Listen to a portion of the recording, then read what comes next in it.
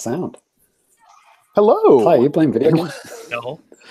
Hello, and welcome to Famicast 146, your Famicast for the latter part of March 2019. I'm Danny Bivens, and today I'm joined by James Charlton. Let's get jiggy with it, or something. Na. Holy shit. And also Ty Sugar. Who else? Will Smith. Right. Relative of Ty's. Also Cyrus Delaney.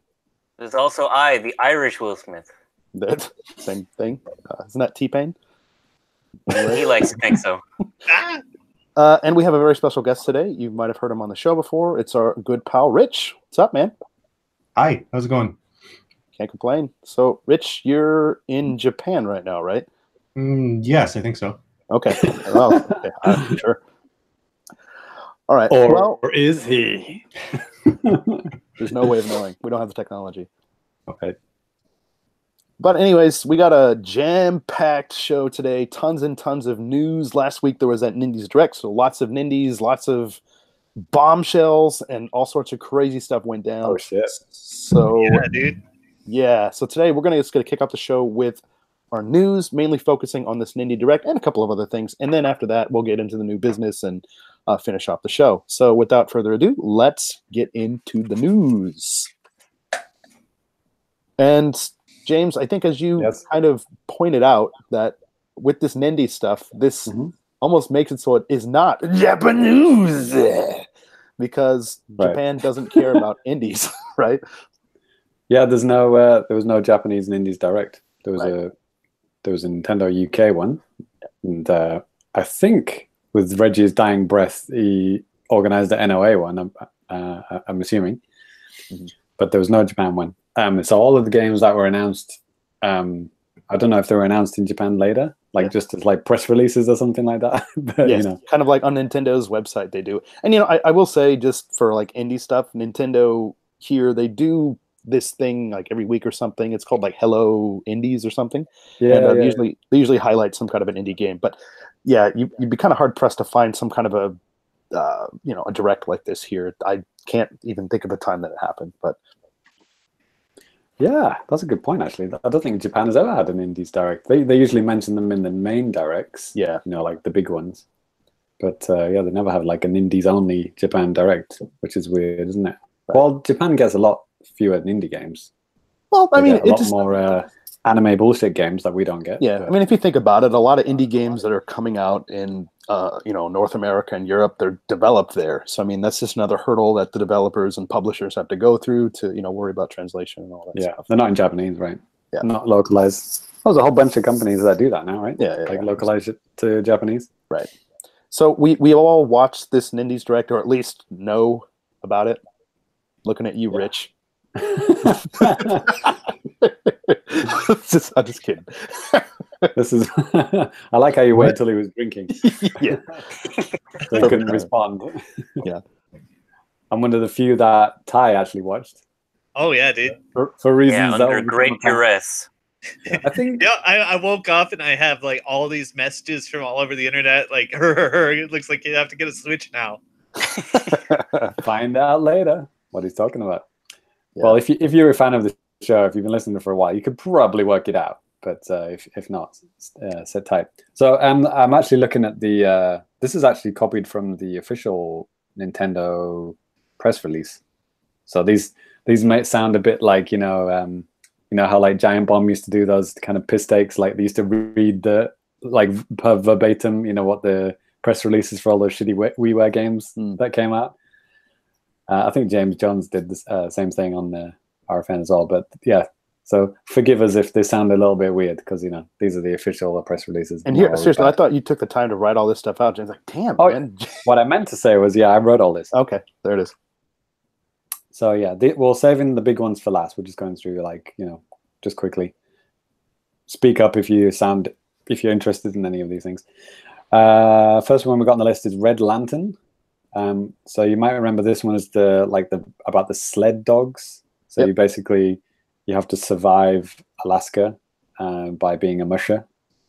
And, this is the game I was excited for, being a dog sled enthusiast myself. Yeah. Well, the lady who introduced it was really big into dog sleds. Yeah, that was weird. Like, let's bring her on. It's like, okay, what's she going to bring to the table? Nothing. She's just going to announce her game. Dogs. Brilliant. This game did look quite good to me. Like, it was really pretty. It looked interesting. I actually kind of lost a bit of interest when the bear attacked and it became like a survival game. It's like, I kind of would have enjoyed just chilling out with my dogs on the ice. When bears attack. Tonight at 11. What really got me though is like there's like I think they said this is like procedurally generated. So then I was like, oh, okay. Yeah, they're good dogs, Danny. I think someone pointed out to me, it's like, will the next generation like handcrafted be the key word? Where it's like, because everyone's so sick of procedurally generated, it's like it's handcrafted levels for every stage. Will be the new thing. Right.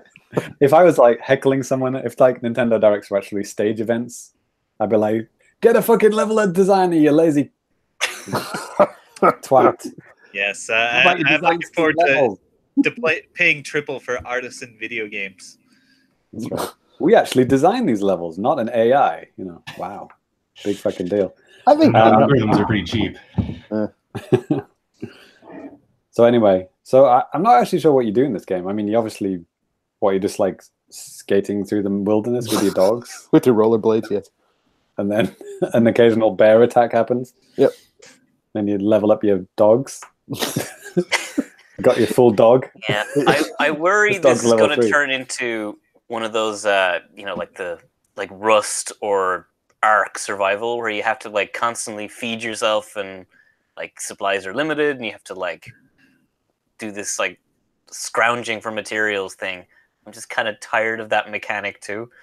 So I don't know. I'm other pensive. people do the scrounging, and you grief them. Have you not played these games?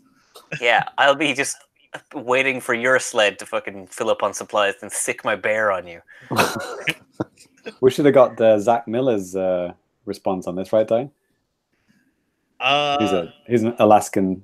Oh, he lives in Alaska, right? Yeah. Yeah. So next. Yes. Yeah. Next one is Katana Zero. This is from friends of the show, Devolver Digital, winners of my Hyper Troll Get of the Year, like a couple of years ago. So this is like, what is it? Like it's a katana-based action platformer game.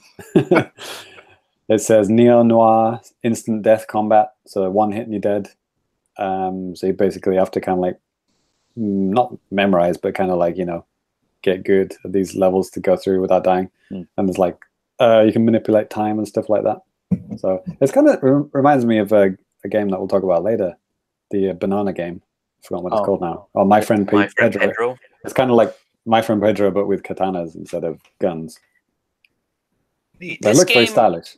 Yeah, it looks cool. Not really my kind of jam. I'm not big into the one-hit kill, do everything perfect, or fuck off kind of games. But what really bugged me with this one is that every time you kill someone or use your katana, the whole screen violently shakes.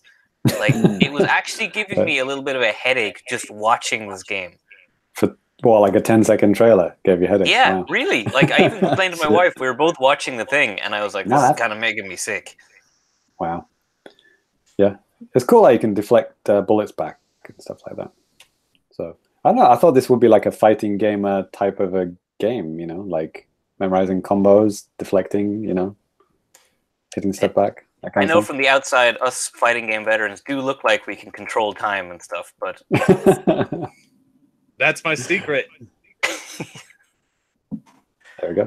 But yeah, I'll hard pass this one. Okay. All right then. So next one we've got Nuclear Throne. So this is stop me if you've heard this before. Post-apocalyptic roguelike. Whoa. This is a top-down shooter. So it has. So you got what are you collecting radiation to mutate new limbs and abilities? Okay, and offers 12 playable characters, 7 playable main worlds, and 30 ways to mutate your character. Oh yeah, I remember this like big arm guy and stuff like that. Like a snake head or something too, or whatever. Right. Oh, but no, am I getting confused with that? You're getting mixed up with a Rad. There were two very similar games. Yeah, you might notice a pattern in this. There was like, like over the top kind of third person shooters. There were like 3 in this Direct, and you really begin to see like, okay, well, if you're using Unity and you're doing an overhead third person over the top shooter game, there's a real danger people are going to get these confused because they look so similar, even if they've got different mechanics to it and stuff. But yeah, there were definitely at least 2 games where if you just put them side by side, I wouldn't be able to tell you which one was which. Kind of like right now. What's that? Kind of like right now, talking about this, and we're all getting confused. Right? Yeah, exactly. Okay, we'll just skip straight past that one then. Yeah, and that's already that was and it's available now. Okay. Oh, okay. Next one is Super Crate Box. This is from the same publishers as that Nuclear Throne that we just talked about. So this is bringing back the glory of the golden arcade age, where all that matters was getting on the high score list. So this includes 2-player cooperative and competitive multiplayer modes, arcade games. So it's like lots of arcade games, is that right? Yeah. And chiptune soundtrack. It's kind of like remember what it was now. What kind of arcade games was it? It's like old Super Mario Bros. Where you've got like a bunch of platforms and enemies come down from the top and they walk back and forth. Right. And then you've got a gun and you just have to blow up everything that comes at you. Right. Okay. That comes out next month. No solid release date yet, but next month anyway. Super Crate Box. Yeah. Okay. Also, of no interest. Hell of a name.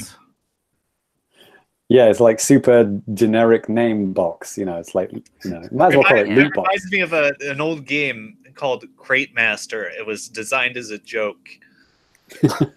All you do is like stack falling crates. I think they call that Tetris. No, it's like just crates. There's no shapes. Yes. Do I remember there was like going to be DLC for this, and they're going to add more stuff later or something? Or did I imagine? Yeah. It's not on this. They're going to keep like updating this over time or something. Yeah. Yeah. So that would be a game that if you get it, 2-3 months down the line next year, maybe it might be still worth it, because it'll probably be cheaper and it'll have like twice as many games in it. Yeah, but anyway. Okay. Yeah. Fine. Yeah, it looks fine, but it's the kind of game I would play in an arcade, but I'm not going to buy on my Switch. Right, okay. So they did nail that arcade feeling, meaning I don't want to play it at home. Well, it's going to have 2-player cooperative, which is exclusive to the Switch version. So these are all from Vlambia. Nuclear Throne was Vlambia. Super Crate Box was Vlambia. And then we've got Vlambia Arcade with Ultra Bugs. Okay. Oh, yeah, this is the compilation one. Yeah, this is like, collection of bite-sized games.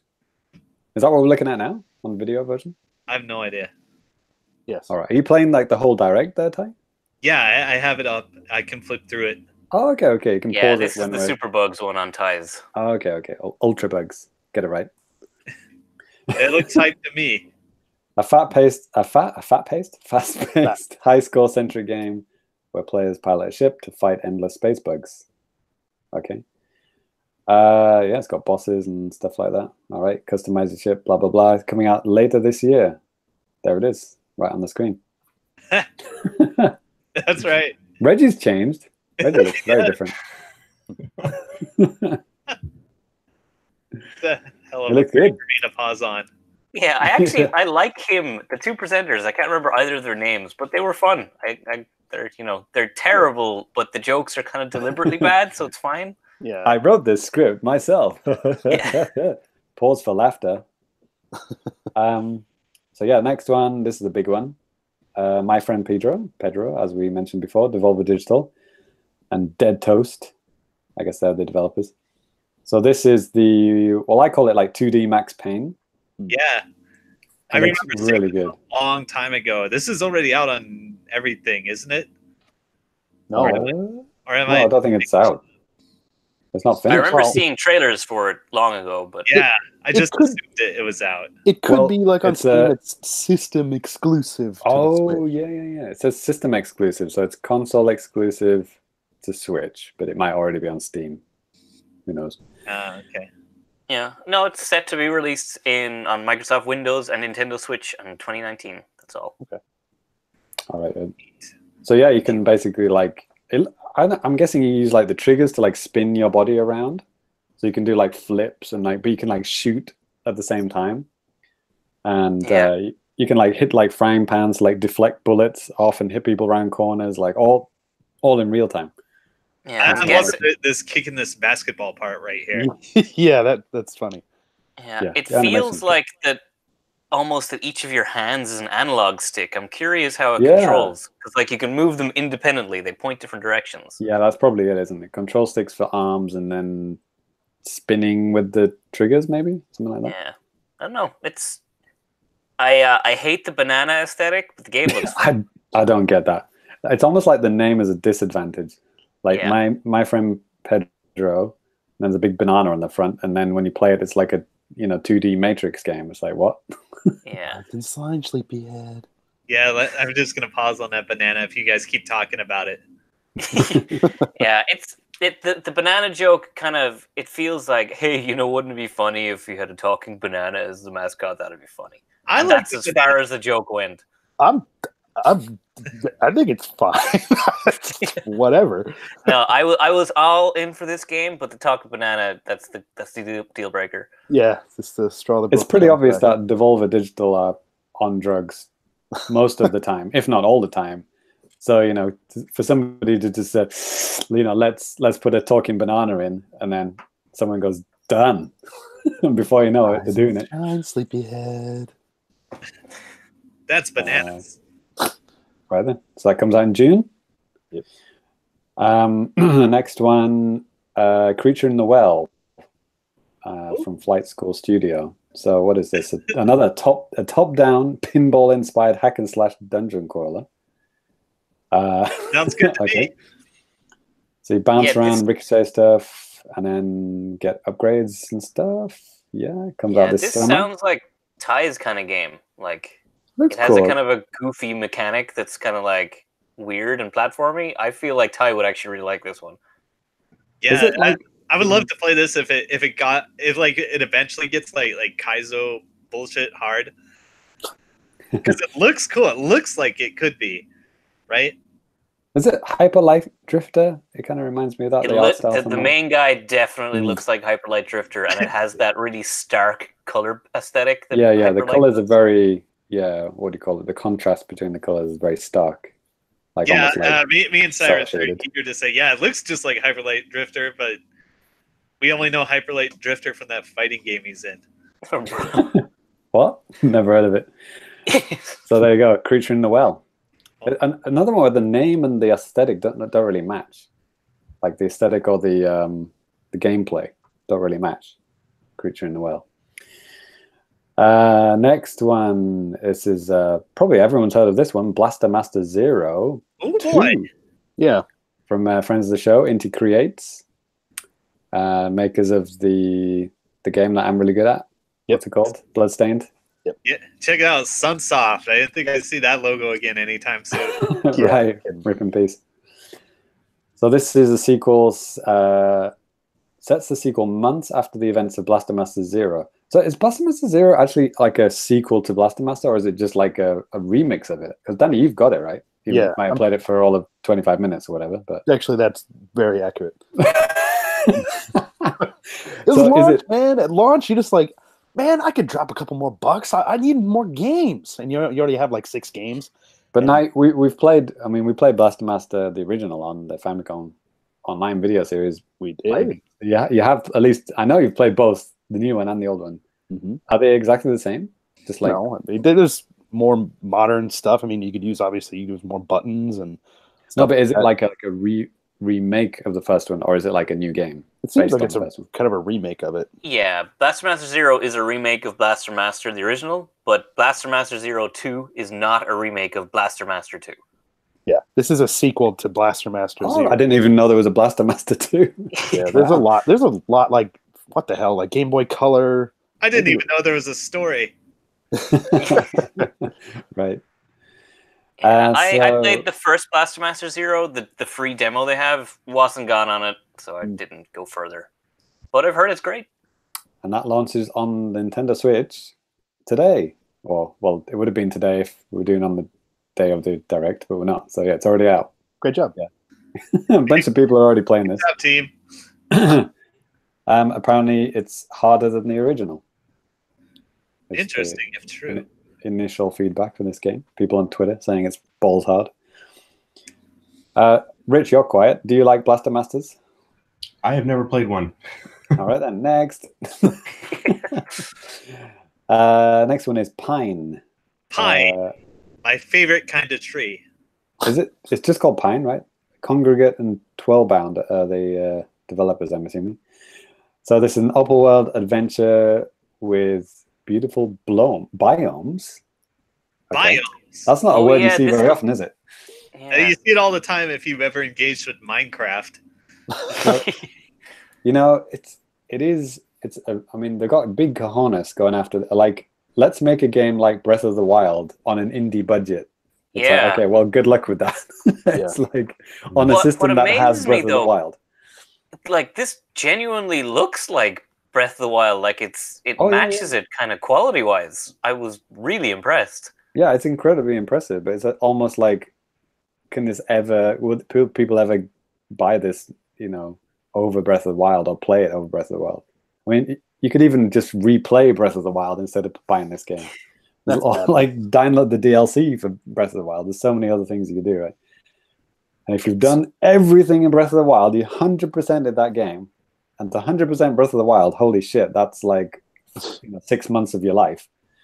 It's funny though, this game, the whole game, I was like, oh cool, this is like, it's indie Breath in the Wild, but it looks like a fully like AAA studio game. It's really good. Yeah. Except when he starts riding the horse, and the animation is so janky. I'm like, oh yeah, this is indie. Right. And players take on the role of Hugh. So he's a guy who's a tribe of humans. Everyone else is like animals, monsters. Yeah, I see like moose and foxes and gators, I think. Right. Yeah. These are like anything else in there, but they're kind of walking alligators, kind of thing. Yeah. Like in the video, it looks like there's like different factions or something. Yeah, that's the thing, I guess. Yeah. It looks cool. If I hadn't played Breath of the Wild, I might have bought this. But like James said, I don't know. It's a tough sell, isn't it? I mean, it's like when people try and do 3D platformers on a system with Mario Odyssey. I mean, like, if this was like exclusive to Xbox, I'd be like, yeah, Xbox owners, go nuts, have fun. Yeah, that's the closest you're ever going to get to playing Breath of the Wild. Good luck to you. But releasing on a system with that game, it's a really hard sell. And it's very brave to take on this kind of challenge, isn't it? Who are they again? The fact that it is Congregate. That it's so brave actually makes me kind of maybe want to pick it up, because I'm like, well, there's that game that I played for review, like Yonder the Cloud. Cloud Chronicles. I mean, that was a good effort. That was like a Wind Waker style game. Well, I guess Wind Waker isn't on Switch, so I guess yeah. Yeah, but that was another thing. It's like, well, this is really, really impressive, and they put a lot of work into it. But I'd rather just play Zelda. Yeah. So anyway, good luck to him. It comes out in August. A lot of games coming out in summer. Next, Bloodroots from Paper Cult. This delivers ultraviolence in a twisted Western revenge tale. Hell yeah! A deranged set of cast of characters. Yeah, I love blood and guts. So you can kind of like chain combos and like kill people with hatchets and carrots? ? This was a game where it looks very similar to another game. I don't think this is it. Yeah. I think Nintendo fucked up their timestamps. Bloodroots. Bloodroots. Bloodroots. I mean, Bloodroots is Is it that one? Right? Is it this guy? Yeah, it is this one. Yeah. Yeah. Right. It didn't look ultra violent to me. Yeah, the name is bonkers. Like, why do they call this game Bloodroots when it's this like really cartoony, fun-looking mayhem game? It's like a Viking or something. I think he's like a wild mountain man. Yeah. Because the trailer starts off like really close up, like you think it's going to be like the camera is going to be up close and personal, but then it zooms way out, and the guy becomes tiny, and that's when these kind of indie games start to look very similar. This guy's movement looks crazy. Looks like he can hit a lot of buttons and move around in a lot of unique ways there. Yeah, I think the aim is to like chain lots of stuff together and like non-stop it's like action. a combo. It's like just interact with everything, kill all the things. That's right. Yeah, he's like jumping from like a barrel to ox cart and like this cannon. He's just launching off everything. It's like set in the Wild West, but it looks like a wild mountain man. Yeah. Killing dudes. Yeah. Again, that comes out in summer. Are these all summer games? Most of them are. It depends on them. Yeah. A lot of them are. Okay, next. We're going to Overland from Finji. This comes out in the fall. That's autumn to any English speakers out there. Welcome So this is a new game from Adam Saltzman, the creator of Cannabolt. Never even heard of him or that game. Cannabolt is one of the first infinite runner games. Okay. It's super good. It's one of the only games It's one of the only games I've ever bought on my phone, and I've bought it multiple times. It's so good. So I'm actually excited by this game purely because they made Cannabolt. I saw this and I kept thinking like, oh my god, it's We Are the Police 3, and I was really happy that it wasn't. Sign you right up for the review there, right, Dan? No, because I have no choice at this point, right? Loves it. But this is a turn-based survival game. So you take care of a group of travelers in a post-apocalyptic road trip across the US. I've heard that before. Procedurally generated map. Get all those keywords in there. Man. Fight off scary creatures, rescue stranded survivors, and scavenge for supplies like fuel and weapons.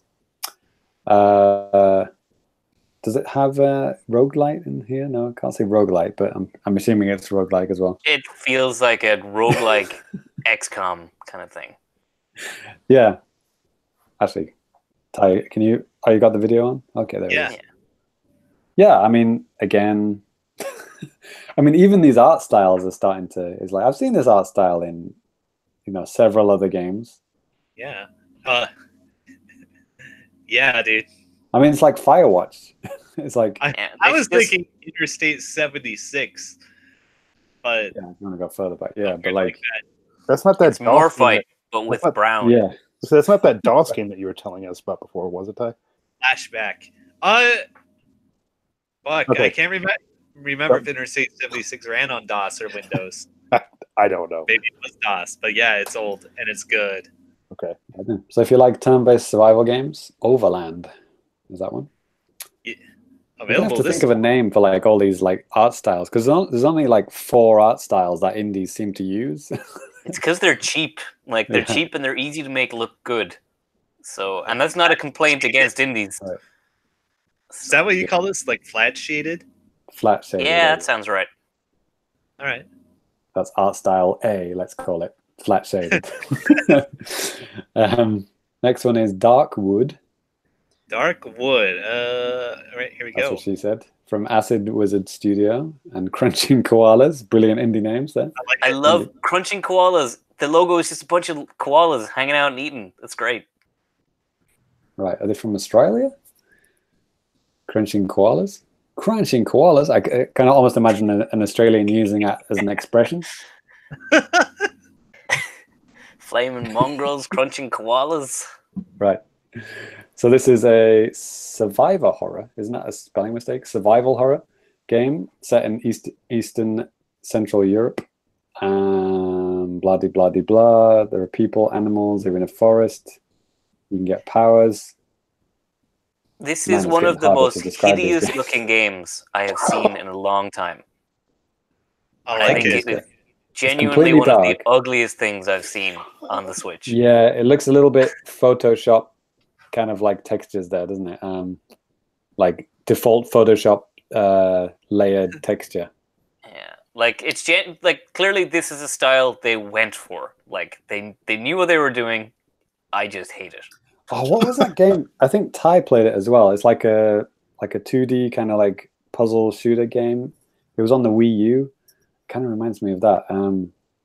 The Fall, was it? Something like that. Something like that. And you could like teleport yourself. Ty, do you remember this one? Oh no! Oh my God, James, I know exactly what you're talking about. What the hell is that called? Like you like. I thought it was called The Fall. Is it called The Fall? I thought it was something different. But you become your same character. Yeah.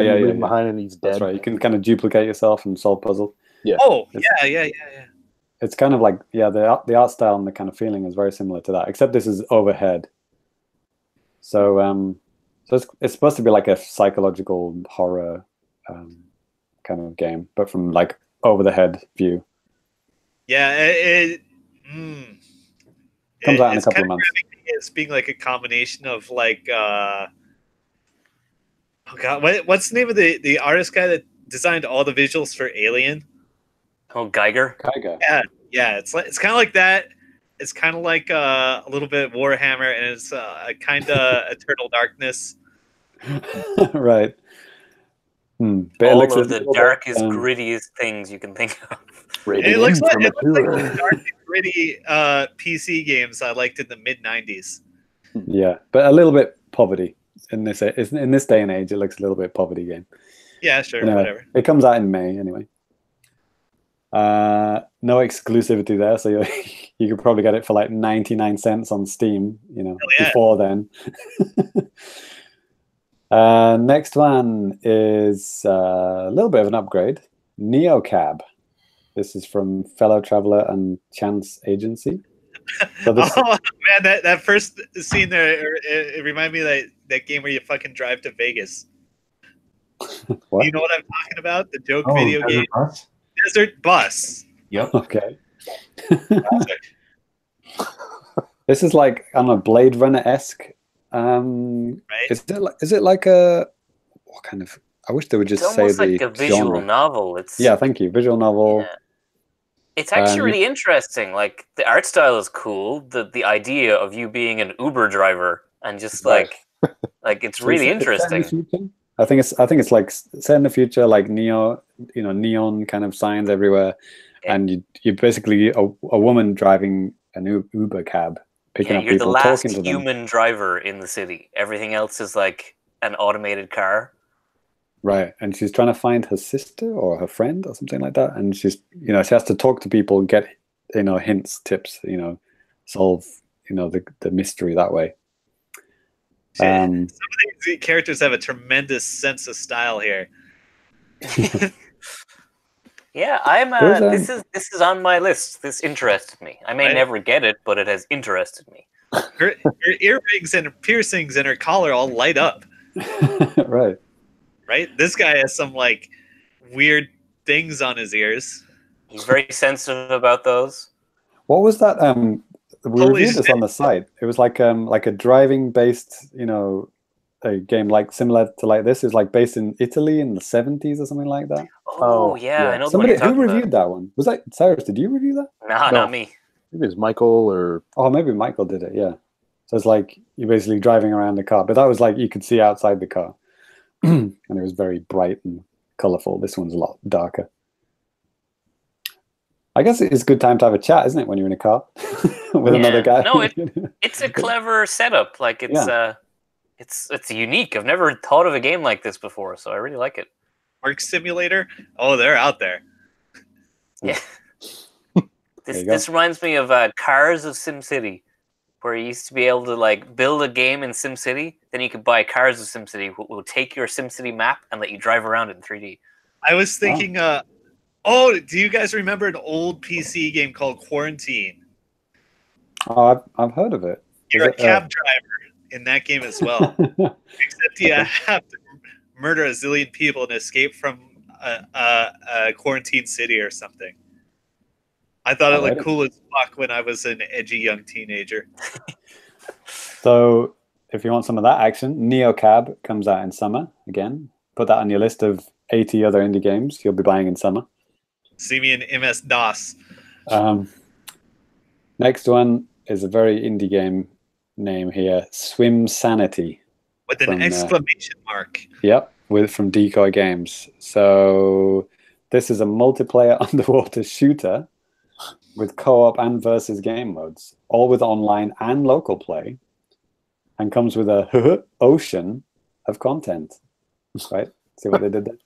That was a deep cut.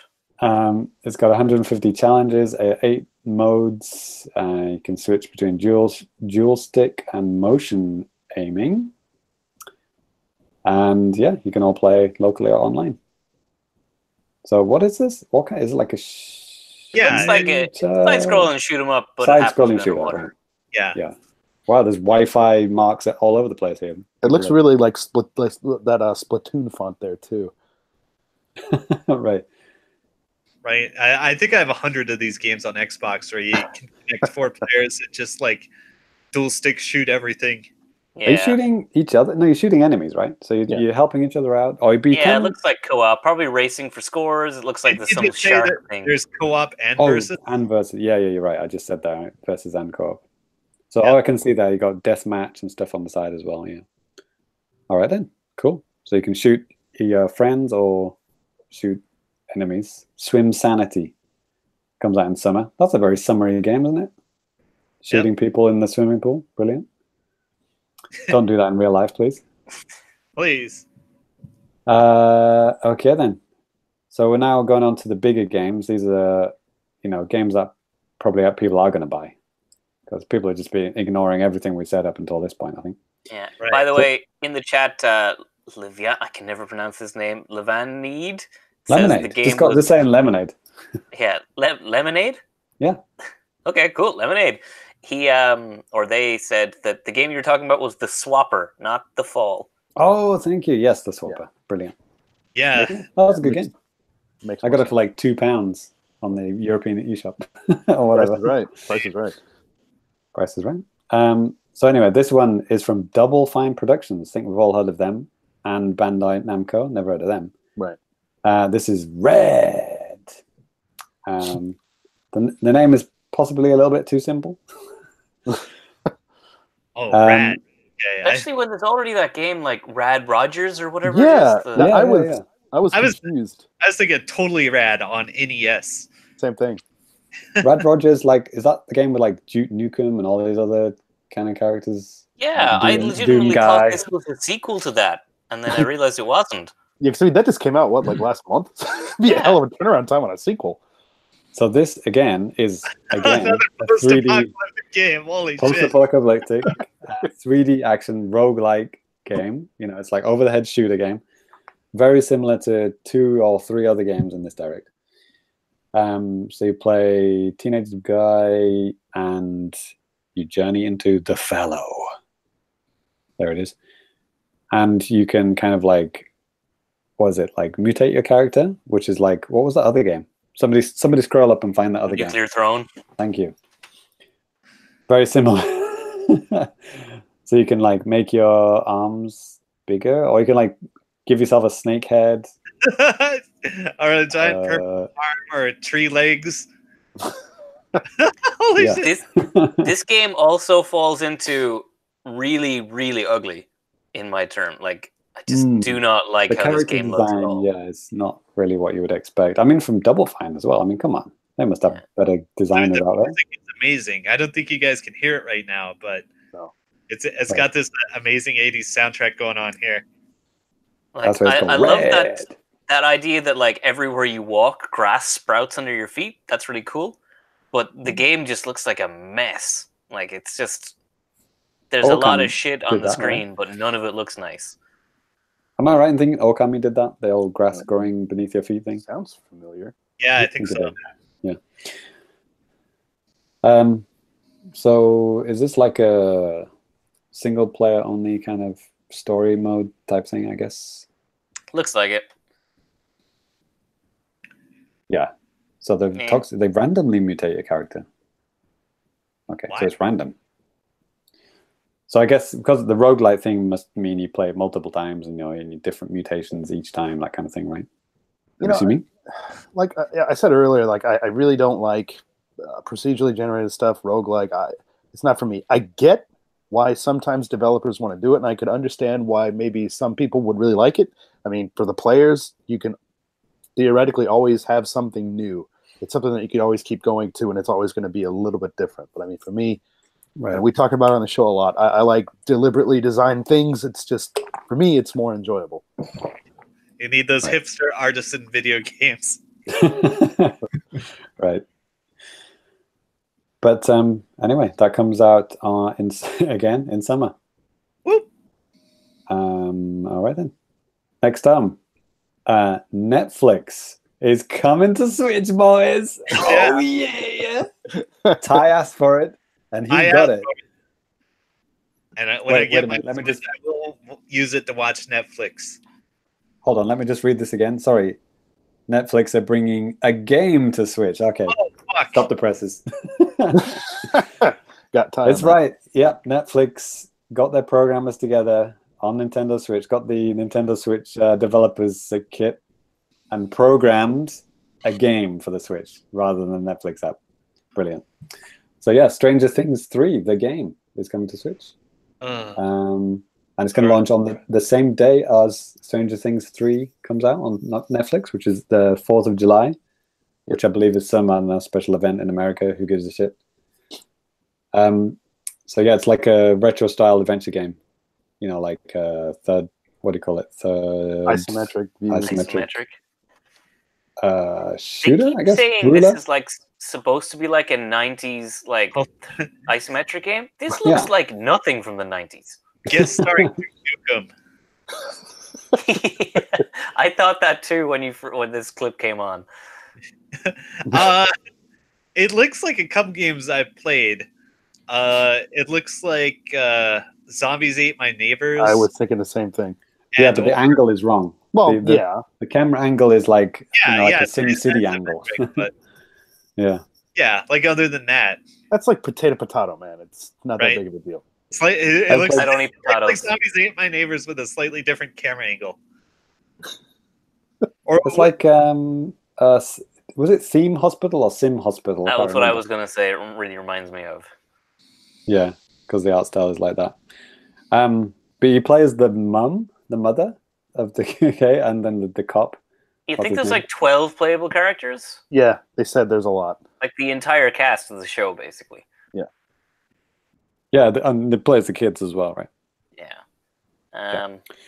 So yeah, solve puzzles, team up with a friend in local co-op, and don't think it's got online. Beat up Duke Nukems. Yeah. So yeah, that'd be interesting. I mean, I love Stranger Things. The second series wasn't as good as the first one, but I still like it. Interesting. Yeah, I have no intention of ever buying this game, but whatever. It's a game. Good job. People will buy this and play it. Yeah, I like that they went for the retro aesthetic. But that I do give them kudos for. But the series is set in the 80s, isn't it? Yeah. So wouldn't it make more sense to make an 80s style game? Well, yeah. If the boys in the TV show, if the boys in the show played this game, they'd be like, "Holy shit, the graphics are like amazing." They'd be like 2 decades away from where they are. Rich, are you into Stranger Things or at all? No, I haven't watched it. Oh, it's good, people. Give Winona Ryder more stuff to do. She's good. Rich, up to now, have we mentioned anything that you're interested in? No. Okay. Yeah, that's what I was kind of going to say for the end. Is like, so Rich, any of these? But I kind of been watching your face, and you really just didn't seem to be interested in any of these games. No, Stay tuned for more insights from Rich. Nope, not interested. Okay. What video games? Well, the next one could be a day one purchase for lots of people, and it already is a day one purchase for many people because it's like already entered the top 10 charts, and it's not even out yet. It's Cuphead. Holy shit! Yeah, the Direct actually started with this one, right? So that little film, black and white film, was that from the original Cuphead type? I don't think so. I've never seen it before. So they actually made it for the Direct or for the Switch version, or they maybe did, unless this was like in an Xbox trailer that I don't remember. Right. Okay, but I kind of worked it out even before the game showed up. I was like, holy shit, is this Cuphead on Switch? Yeah. You know, and it was. Oh yeah, as soon as the trailer opened and there was a cup, I'm like, oh cool, Cuphead. So I didn't. I just remember looking at the creepy mask and thinking, like, what in the fuck is going on? So we later found out that Microsoft actually approached Nintendo for this. No, like it was Microsoft. Sorry, approached the who made this Studio MDHR. Yeah, were approached by Microsoft and said, "Hey, we want you to make a Switch version." That's right. I read about that on an Xbox news site that I read all the time. So this is like, I mean, this is like Mario coming to Xbox, but the other way around. It's something that we never thought would happen, and here it is. It's crazy. And just so you know, any Xbox fans out there, this would never happen the other way around. Sorry, this is a one-way street, isn't it? Nintendo are allowing Microsoft to put their stuff on their console, but it wouldn't really ever work the other way around, would it? I don't think Microsoft's really at this point. It seems to me, and I think to everybody, that they don't really care so much about their own platform, like as like a system, but they're just like trying to have Xbox as like a thing, not like a physical thing, but like an idea. Microsoft do not want to sell consoles anymore. They've given up on selling consoles. I think they'll still do it. It's just they don't give a shit where their games are going to be at this point. Yeah, it's all going to be cloud-based and internet-based stuff for Microsoft here on out, isn't it? They were looking at that subscription stuff. Like you remember, like most all of their first-party studio stuff is on the Game Pass. Yeah. Like as soon as it comes out, like day one. Yeah. Right. And there's going to be the Xbox without a disc drive, so it's just like a download-only box kind of thing. Yeah. So yeah. Yeah, I'm totally going to get this, but I'm not confident I'm actually going to like playing it. It's just the most gorgeous game. Oh my god. Really? I'm buying this. And this, sorry, Rich? Oh, I've just always been creeped out by this art style. I don't know. Maybe I'm the only one. I really like it. It feels like a really hard Contra game or something. Yeah. I know my wife is very disappointed when she saw all the videos of me watching people play this and being like, oh my god, this game looks so cool. And then she realized, also watching those videos, how hard it is and that it's like a bullet hell game. And she's like... So, Ty, how hard is this game? Give it to me, because I really want to buy this game. I probably am going to buy this game. All right, let me try to put it in context. Like, compared to Celeste, compared to Bloodstains, what do you think? Right. I would say it's harder than Bloodstain for sure. Games are screwed. Right. Yeah.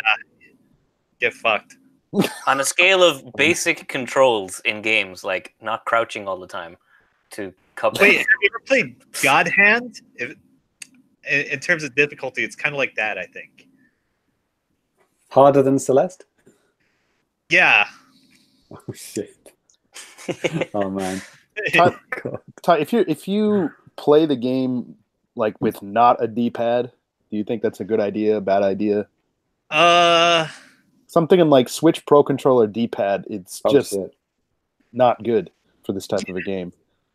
You can do it, I guess. I don't know. All right, enjoy. How many arcade sticks should you own to play this? All of them. Here's what you need to do. You need to build an arcade stick with your bare hands. Yes. Yeah, I did. Oh, you should have left it on that guy. The whole game with a stick? Yeah, I played through Cuphead with a stick.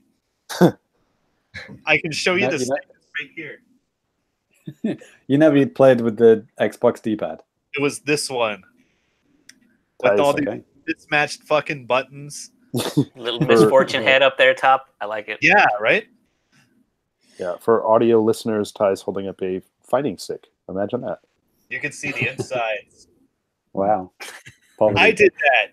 Take that quote out of context. You can see the insides.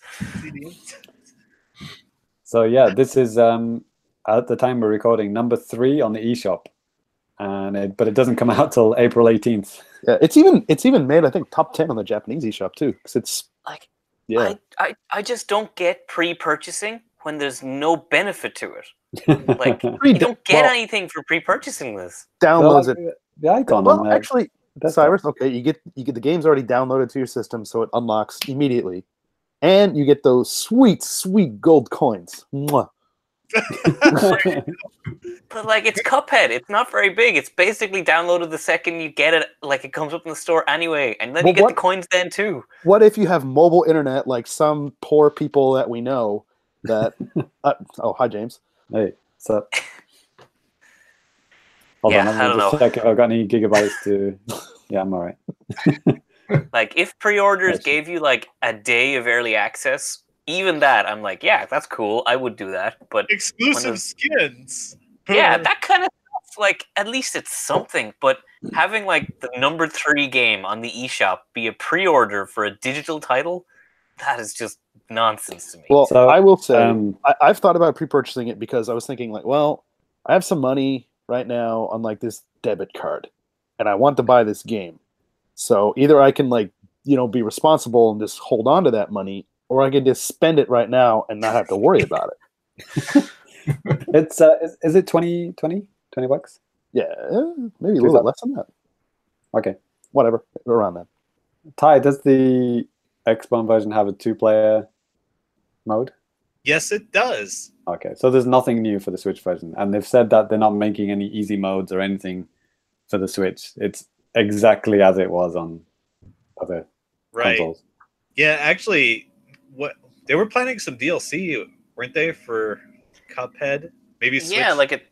Maybe Switch won't get that, and you have to buy an Xbox anyway. Maybe it's all a trick. It was like another playable character or something. Yeah. Like Miss Chalice, I think, or Miss some fancy name for a Samus Aran. Right. Yeah. Duke Nukem. I'd love that. I'd love if they had a Nintendo DLC for Cuphead, and then. Talking of which, Ty, take it away. Oh man, are we there? Are we going to talk about it? This is it. All right. The moment of truth. It's Necrodancer, bitch. Cadence of Hyrule. Okay, Ty's done. That's it. Bye. Yep. There you go. Yeah, so here's what I'm actually interested in. Mm-hmm. Have you played Necrodancer? I have not. What's a Necrodancer? It's this game without Zelda characters, and it's out on Switch and everything. So you should get it. It's one of my favorite games. Yeah, I bought it on Switch. I have it there. I got it during the sale recently. I haven't played it, but that's half the battle done. Wasn't it like $4 or something like that? Yep. It goes on sale a lot on like Steam and whatever. So I wait. This Direct was it late at night? In the morning? Yeah, it was like for us in Japan. It was like 1 in the morning. Yeah, I didn't watch it live, but I woke up in the morning. Maybe it was like 8 a.m. and there's like one message from Cyrus, and it was like, "Ho ho ho, looks like Ty's getting a Switch." And then like maybe an hour later, there's one from Danny like, "Ha ha ha, oh shit, yeah, he is." I was like, "What the fuck are they talking about?" Yeah. And then I watch it, and it's Cuphead, and I'm like, "Well, Ty wouldn't buy it for Cuphead. He's got fucking Cuphead on Xbox. What the fuck are these guys talking about?" Right? That's fucking retarded. Why would they even say that? Like, that's not you're gonna convince him. And then I watched the whole thing, and then it's literally, is it the last thing on the Direct? The last thing. Yep. And I'm like, I just start laughing to myself. Fucking Ty's getting the Switch. Oh, get fucked. Yeah. Speaking of that one-way street, like, yeah, this is a game. It's got Zelda characters in it. You ain't ever seeing this on another platform. Yeah. Right. Yeah, check it out. As you can see, I'm playing it right now. Well, this is original Necrodancer. Yeah. So I didn't even realize there was a main character in Necrodancer until she showed up in the Cadence of Hyrule trailer. Oh, right, yeah. She does look like a Hyrulean type girl, doesn't she? Sure enough. Think about it. So Ty, take us through the how you found out. Did you just skip to the end? Did you find out by other means and then just skip to it, or did you watch the whole thing and then skip? As soon as I saw all the fucking messages, first I opened up the trailer and then I paused it and I tried to guess like what the fuck Nintendo could come up with that would make everyone so sure I was gonna get a fucking Switch. And like I couldn't guess anything. Like the best I could guess for was like F-Zero or something. Huh. But no, so I just skipped to the end and I'm like, oh fuck, there it is. In fairness, are you actually going to get one, Ty, or is it still like maybe? No, I'm gonna get one. Okay. I also love that like spring. Well, this is spring. It's spring now. Yeah. Is this game out? So, I didn't get my pre-order in. Right? I'm assuming either April or May, right? Yeah, it's probably April or May. So Yeah.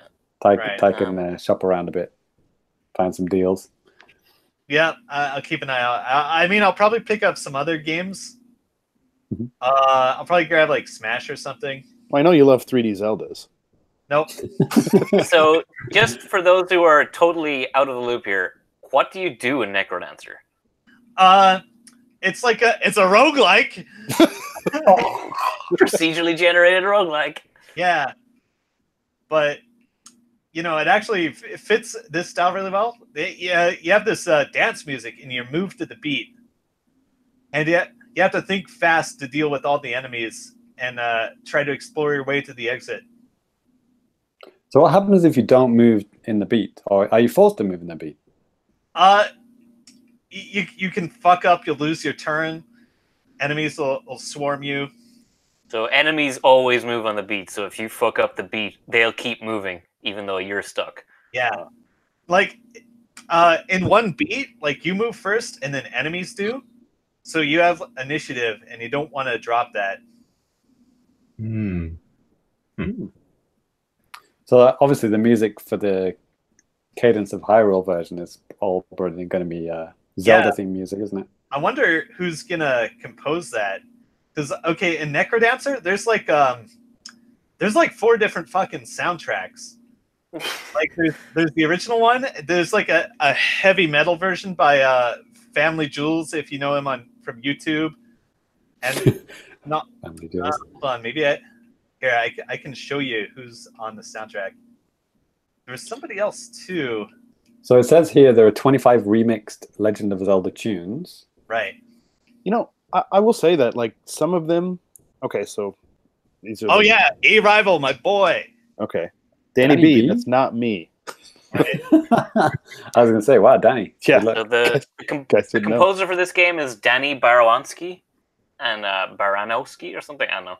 He did the soundtrack for Cannibalt, Cyrus, good game. Yeah. And he did it for Super Meat Boy, The Binding of Isaac, and Crypt of the Necrodancer. There you go. Yeah.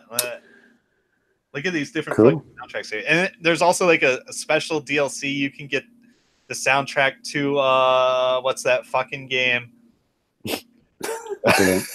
That one. That I fucking know mystery game. the pixel art for this game, or the new art for Cadence of Hyrule, is all done by the Sonic Mania pixel artists. Yeah, it looks really good. Yeah. And I guess we're just all happy Ty's finally on board. Right. And It's odd because I mean I was with Ty when he got a Wii U at launch. A Wii fucking U. What a console to buy at launch. Yeah. Well, you get to see how fucking soured I was on everything Nintendo at that point. I could get it. Yeah, I get it. That was the one Nintendo console that you could just walk in and buy at any time you wanted ever. Yeah, but it's like through the whole lifetime. At launch, you don't know that. I think there was like Ty came here to where I live, and that that's how he did it. But right, yeah. You had an extra pre-order or something. Yeah. I'm like, okay, I'll grab it. Yeah. I mean, But there it is. Yep.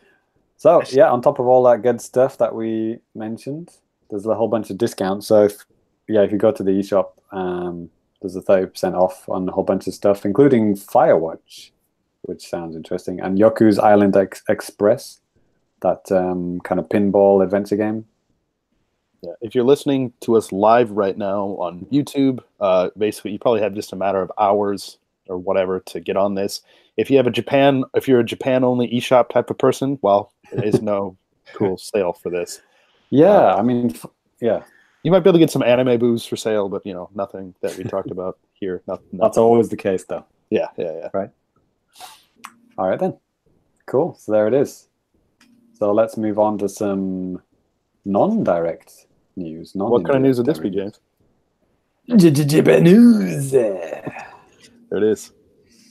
So, yeah. I'll just delete that bit. Oh, okay. Well, we do have a couple of different things. One thing that was, and actually a lot of these are just kind of announcements, release dates and stuff like that. Tiny Metal Full Metal Rumble has been announced. That's going to be coming out sometime in the future. Well, it was just announced. Okay. So I don't know if it's a sequel or DLC. I think it is a sequel because they've got like mechs now. Yeah. And they got like a whole bunch of like more missions, maybe like 70 new missions or something like that. So yeah, I mean, it looks almost identical to the first one. Oh yeah, I played it so much. I imagine the only reason it's not out now is because they have to write like fucking 60 books of lore like they did for the previous one. Which is just like, goddamn, that game had such dense dialogue. But what they're definitely not going to do is record any English dialogue because it's all in Japanese. Right? That was the weird thing about that game. It was like all the text was in English, but everyone was just speaking Japanese. They're called subtitles. They've been around for a while. Never heard of them. Even when he turned on the game, it's like Tiny Mataru. And that's the English version. Yeah. It's got some people. Okay. So Danny, I know you typed about Yokai Watch 4. Played it a lot at Tokyo Game Show last year. Yeah. It's coming out, man. June the 6th. Set your dates. Yeah, hopefully they kind of worked out some of the kinks, but we're going to be getting it. Well, I will probably be getting it, so you can look forward to some gameplay. For real? That. What's that? Oh, you're not joking? No, I'm not joking. I want to get it. Oh, right, okay. Play it for people. I don't know if I'm going to enjoy it. I mean, but hey, that doesn't stop me. Japanese Nintendo, Brian, I mean, he's buying it day one. He's super hyped for it in a genuine way. Yeah. I'm not. I mean, I think it looks interesting. Looks more interesting than Pokemon. I mean, wow. Okay. Yeah.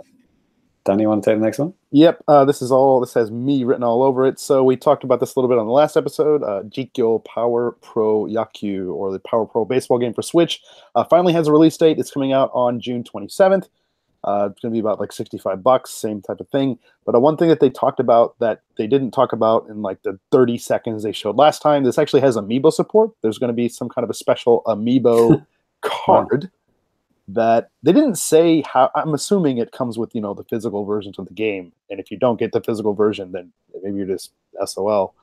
But it's pretty basic. Like there's this mode in the game called Treasure Mode. It's kind of like you're building up your own team and getting stronger. I've made a video about this. If you have any interest, you can check it out.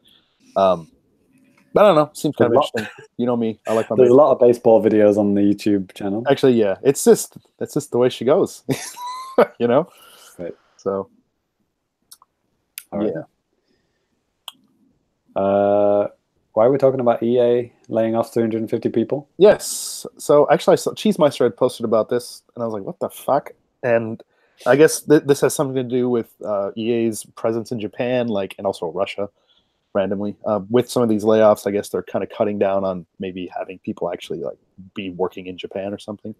So they say they will be focusing on quote unquote different ways to serve players in those markets. So who the loot boxes? Sad story. Sounds like an extremely terrible and toxic company to work for.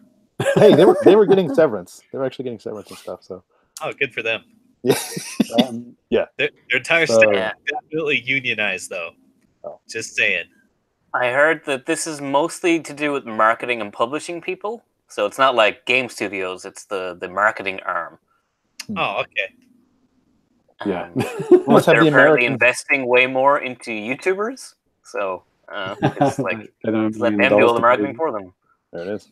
Hell yeah. Send me a check. I'll shill till I die. Yeah. Straight up. Sounds like an extremely great company to work for. The Famicast at gmail.com. Next up, Sports. It's in the game. Go big or go home. SteamWorld Quest is coming to Switch on April 25th. It's a Switch exclusive for an unrevealed amount of time. Let's just say a few months. It's going to be like $25 on the eShop. And this is like obviously the SteamWorld, image and form games. I pretty much like all of their games. It's coming out next month. Looks cool. I think Rich has it all right there. Just a big old yawn. Might be. Well, it is a card-based RPG. A card RPG, if you will. Oh God. I've played a few of these, and they work surprisingly well, but I wasn't interested in SteamWorld before, and this did not ignite my lust for it. So, Samurai Showdown. Hell yeah! Comes out in June to the Switch. Yeah. Holy shit. I watched a new trailer the other day. It just showed a whole bunch of new characters. This is like a full 3D, Street Fighter 5 type, game, right? That's right. Yeah, Samurai Showdown is a long-running old-school fighting game, so it's pretty cool to see it coming back randomly. Is it? It's the first time in 3D? No, they've had a few on PlayStation 2, I think, had a couple of Samurai There's games. an Xbox 360, PS3 Samurai Showdown, and it's full 3D like Soul Calibur. Yeah. Oh, okay. Cool. Yeah, these I games... didn't expect that. Even like Capcom versus SNK on the GameCube has a bunch of Samurai Showdown characters in it, if you played that one. Yeah. Although that was most famously known for being a Neo Geo game. Right? Heard of it. It was always a favorite to emulate in schools and workplaces on the down low. But yeah, I'll probably pick this up. It looks cool. It's got Makaruru in it. It's an EVO main event. Yeah, that's really bonkers. So it is. Good times. What was it, June? That's like probably like 6 weeks to get good at the game before EVO. Good luck. Bandai Namco with that money, or whoever makes this. SNK, they don't have money. Yeah. Well, they're owned by China now. They got all the money they need. Right. Right. They're owned by the Chinese government. I almost forgot about this one. This is a big Famicast style news story. So Level 5 Snack World, which I think we've talked about before on the podcast, is going to get localized. Wow, really? Yeah. They were just talking about this on 8.4 actually, like how it's weird how Snack World hasn't been localized, but like Yokai Watch has been, because like Yokai Watch is a lot harder to localize, especially number 3, where it's like literally about a Japanese boy going to America, right? And they somehow localized it to like a American boy goes to a different part of America, where they have a slightly different accent, which is just bizarre. But yeah, looks like it's going to be the TV show and the game. Okay, so the transmedia property. Yeah, I was trying to think of the term they use for that. Yeah. Wow. Okay. Good luck to him. I mean, hell, we've talked about this before, and I think other people have talked about it in podcasts and stuff too. But I mean, it's kind of weird how kind of Yokai Watch has kind of just fallen off, like in the past couple of years. But hopefully, Yokai Watch 4 will help bring it back. And Snack World, I don't know any kids that know anything about Snack World, so I don't know. Yeah, there's a whole bunch of toys. They go to the toy section of Toys R Us. There's a whole bunch of shit. Like, Snack they World got like backpacks and stuff. Yeah, it always felt like a franchise to me that was just like trying too hard to be the next. Like Yokai Watch just kind of exploded onto the scene out of nowhere. Yeah, because it was they had a game, and that came out in like July, and then the anime came out like, I don't know, 3 or 4 months later, and then it just blew the fuck up. And yeah. But Snack World is like, they went into it and like, we're going to be the next big thing. We've got the roadmap planned out, and that never works. You got to give it Level 5 for trying. It's they really go for it. Sometimes it's a big old swing and a miss, but hey, why not? All right then. And there's also another free-to-play puzzler coming to Switch called Gems of War. It's out right now, I believe. I saw it when I downloaded Power Rangers earlier. Does anyone want any more free-to-play games? Is that a game that has existed for a long-ass time on, say, everything else? Does anyone care? No. All right, then. So now we're going back. We're going to rewind, go back to new business. Yep. Before we do that, let's do a little bit of now playing at thefamicast.com. .com. And so just a brief now playing at famicast.com. As always, we have a lot of stuff going up on the website, on the YouTube, and all of that type of stuff. For me, last week I was a little bit busy making some fun things. Like I made a video review for Sute Hakun. I've talked about this before on the show several times. The developer Nindies Direct, guys that brought you like Final Fantasy Theater Rhythm and last year's Sushi Striker and stuff. Those guys, this is their first game. And so it was fun kind of going back and looking at the history of this game, like Satellaview, Nintendo Power. I mean, all sorts of awesome stuff. So I had a lot of fun putting that one together. Right on. Cyrus, you were on a Patreon podcast, right?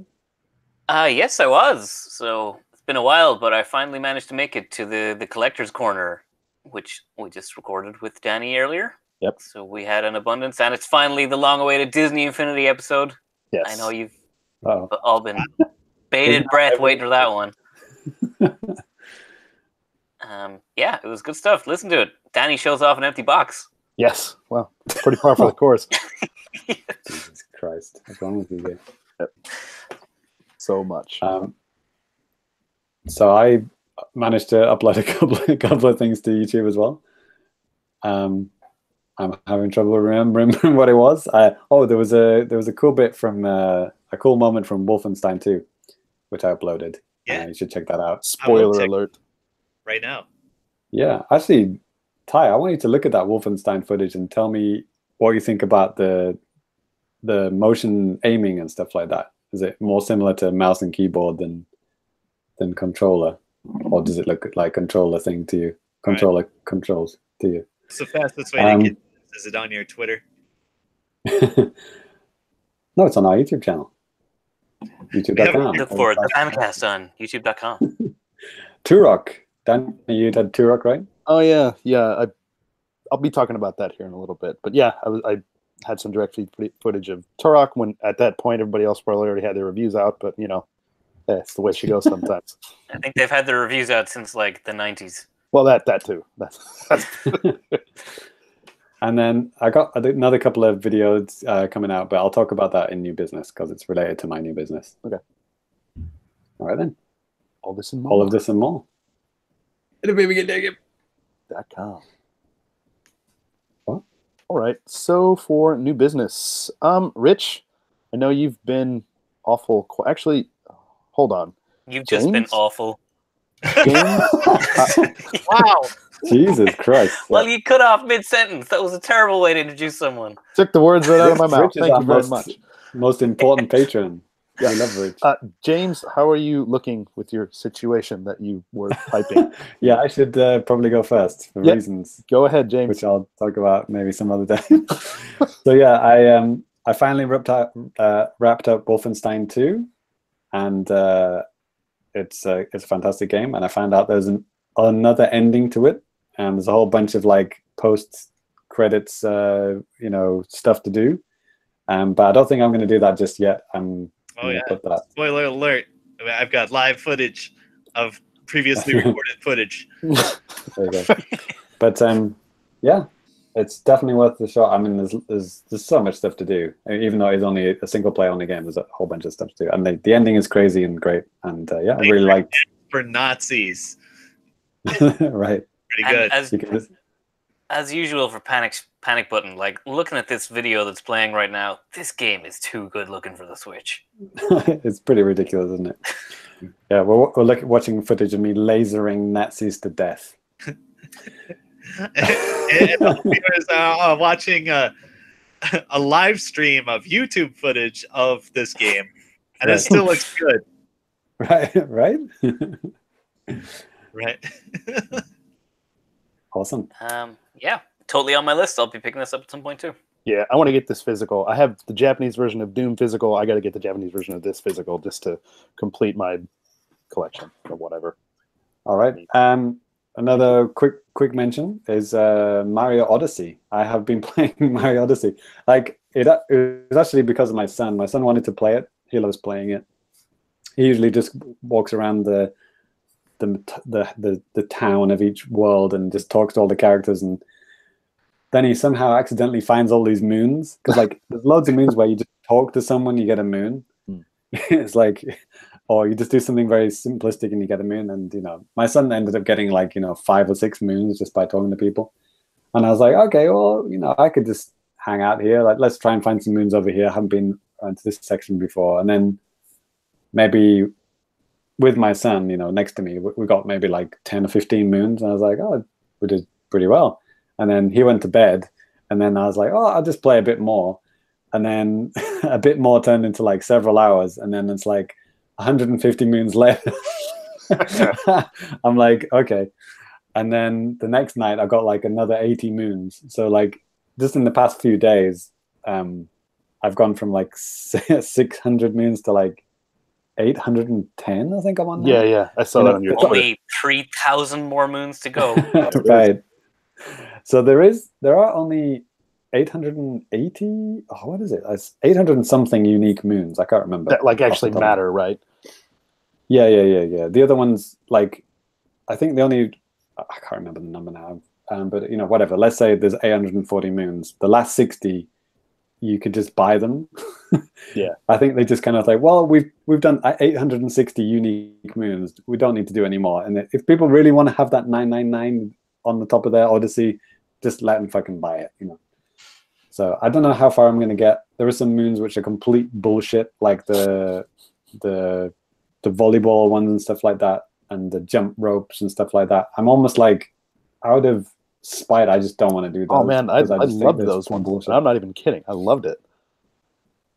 Just because it's just not a test of skill. It's just a test of like fucking pressing A as many times as you want. Test of patience.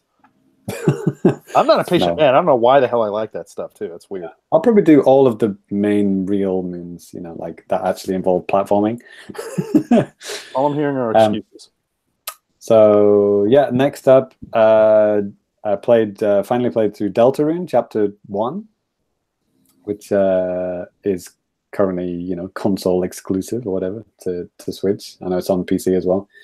But I played through that. It took me about maybe 3 or 4 hours, and I actually just captured my whole playthrough of it. And did you scream when you saw Sans?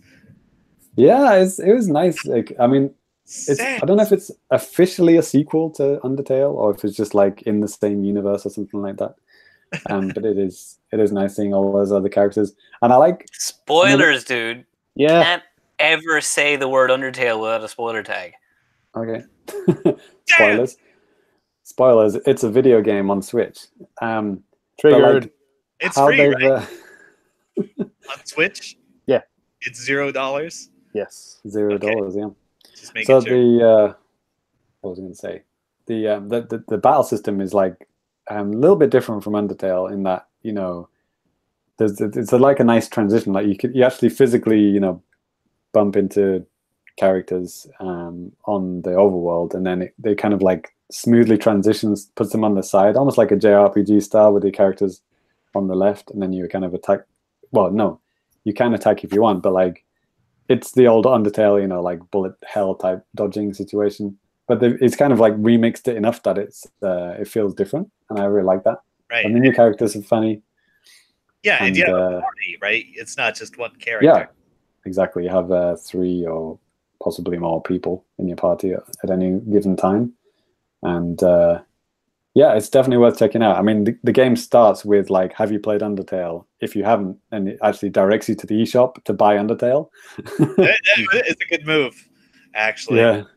Yeah, because you could play it without it. I mean, there aren't that many like things you need to have played Undertale to do it, but like you could probably pick up the the combat quite easily, I think. But you get more out of it, I think, if you play Undertale first. Absolutely. But so yeah, I split my playthrough into 4 sections, and they'll be going up on the YouTube channel this week. So yeah, check them out. But the main game I want to talk about today is a little game called Rico. You cockroach want to know about Rico? Bueno. Are there any cops on this call? No cops. No cops. All right. Do I look like a cop? That was actually like in my notes for the fighting game podcast I did earlier. It's like the top thing was like no cops. Okay, let me tell you about my friend Rico. Huh? So Rico is a procedurally generated first-person online game for the Nintendo Switch. So this is like a game where it kind of expects you to be online all the time. So you play. It's a cop shooter, but not in a way that Ty would like. Oh, damn! I mean, you are a cop shooting the mafia or the mob, basically. Oh, okay. So it's not just the Italian mafia. It's like you fight the yakuza, the triads, whatever, all the mobs, all the gangsters that you want to fight, you want to kill. So basically, what it is, like I said, procedurally generated. So you get thrown into this room, and you just have to shoot your way out, basically. And these rooms are just kind of like just randomly generated. So you just kind of you kick open the door. You shoot. It goes into slow-mo, like Matrix-style slow-mo. You can see your bullets. And you take out a few guys. You go around the corner. There's probably another couple of guys. Kill them. You pick up evidence or money, and then you go into the next room. And you can do the same thing again. So it's like the feedback loop is very, very short. It's like boom, bang, bang, bang, collect stuff, open the door, boom, bang, bang, bang. It's like that. These guys look like that fucking Mafia mobile game. I love it. Yeah, it does like a little bit. It is a very Unity assets looking game, but like it's done in a kind of like, and it's done in a fun way. Yeah, like I'm engaged with the instant gratification that's happening here. Yeah, James, I had watched your stream or whatever that you did, and like that person you were playing with, at least at first, they were really good. They were teaching me the ropes. It was good. Yeah. So what if you can watch, like I was saying in now playing at the Famicast.com, this video is actually on the YouTube channel now. I've got my is this direct feed? I can't remember. Is it commentary on this one? I think it's commentary. Yeah, it's commentary on this one. So like I discover halfway through the stream that you can actually turn on motion aiming. Yeah. And it was so good. It's like, I think the bit we're watching now, it's just regular, dual stick. It looks like controller aiming. And then I find it in the control. I'm like, holy shit, it's got motion aiming. Turn it on, boom! I instantly start, feeling the controls way better. So that's amazing that this little kind of $20 indie game can do that. And the controls great. So, but it's just very, very satisfying. You can actually run, and then if you press crouch, it turns into a slide. And if you do that into a door, you can actually just smash through the door, like boom, boom, boom, sliding on your knees, just shoot everyone in the face. It's great. All right, so the slowdown, is that manually triggered or is it automatic? As soon as you kick the door down, it starts. Okay, so all right, I got it. And it seems like, James, it seemed like whenever you went in like the same door with like your partner, it seems like if you guys both kicked at the same time, you have more time. Yeah, exactly. Yeah, if you coordinate it, you can do that. So yeah, like I said, it's online, so you can play. You can just hit up with like random people, or you can play with friends. It's actually got split screen co-op as well, which is kind of amazing. So yeah, if you coordinate, is the split screen vertical or horizontal? Horizontal. Hey, wait. There you go. Yeah, that's the good one. The good one. Okay. There you go. So yeah, it's very satisfying. I mean, there's like destructible scenery and like, it's very simple. The graphics are very simple. The assets are very simple. I like even that touch that when you kick a door in, the door will like stay in the air and you can shoot through the door. The door breaks into smaller pieces. It's great. Somebody obviously very likes the Matrix, who made this game, and actually does the bullet trails like from the Matrix. You actually see the bullet trails in the air.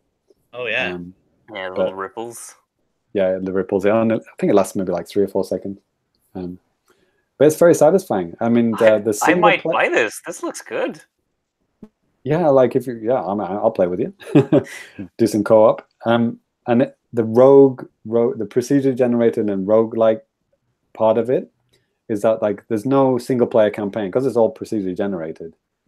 And what happens is like you just kind of go through like these nodes, and you just have to basically go from the left to the right. So you can basically choose your path along these nodes, and you just got to get through maybe, I don't know, 10 missions without dying. But if you die, you go straight back to the beginning, and it's all randomly generated again. So yeah, and it's quite hard. I mean, you can't die once. You know, you got to go through like 10 missions without dying. You know, you can get you can save like the seed for the random generation though. So if you get really? it, I didn't notice that. That's what it looks like. It says interlevel ID. So I imagine if you stumble across one you really like, you can share it with your friends. Oh, okay. And it'd be good for speedrunning then too. Yeah, you can do that in Necrodancer as well. Cool. So yeah, it's surprisingly a lot of fun. I'm playing this for review. We got the review code for this, but I was just like taken aback because when I read the press release, it's like procedure generator, like blah blah blah, like first person cop shooter game. I was like, okay, wait up. You don't usually see those words together. So I thought I'd check it out. There you go. So like once again, that game is Rico, RICO.